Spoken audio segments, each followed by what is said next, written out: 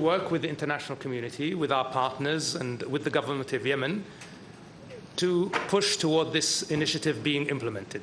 We will do all we can to put the necessary pressure on the Houthis to accept and to come to the negotiating table and to lay down arms, because we believe that a stop to the fighting and a focus on a political solution is the only way forward.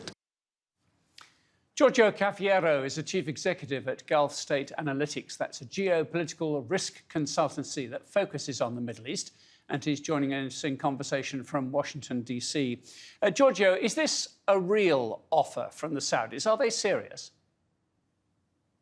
You know, I think the Kingdom of Saudi Arabia definitely wants this war in Yemen to come to an end. That being said, the Saudis obviously want this war to end in a way that enables the government in Riyadh and the Saudi people to feel dignified and not feel as though they are leaving this war with humiliation.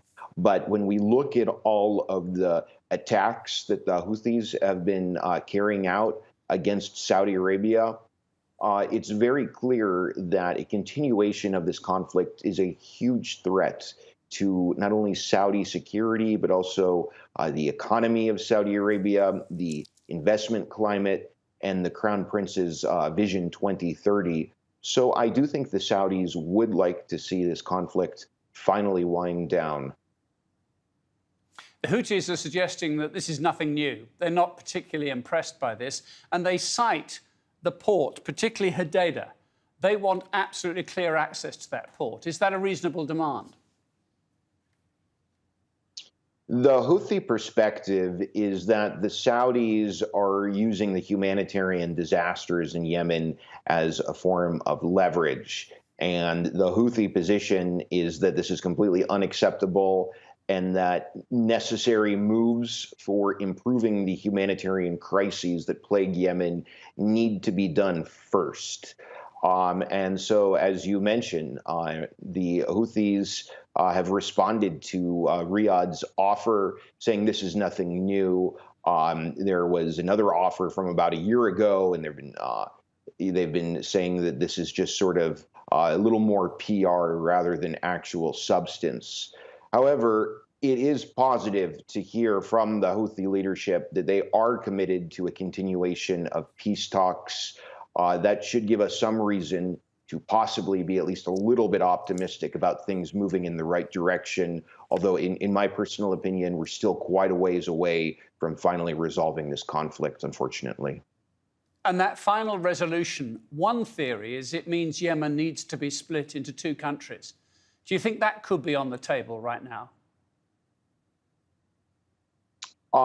You know, there very well could be sort of a de facto split of the country. We have these different power centers, the Houthis in the north. There's the UN-recognized and Saudi-backed government of Yemen. Then you also have the southern separatists in southern areas of the country. You know, what Yemen is going to look like when this conflict is done, definitely hard to predict, but I think it's pretty clear that these different power centers are going to exist. Whether that's going to be a formal split of the country, I don't know. I think the vast majority of countries in the region and the global powers would not welcome that. I think many people in Yemen would not favor a formal split. But again, I think the sort of territorial integrity of Yemen that was put down on paper in 1990 when the two Yemens reunited at the way end of the Cold War, I think that state entity is not going to be one that can really exist much longer. Again, not sure what things will look like when the dust eventually settles, but I think the kind of Yemen that we're going to have after the conflict resolves will certainly be unique, certainly be a product of the past 6 years of warfare. Giorgio Cafiero, thank you.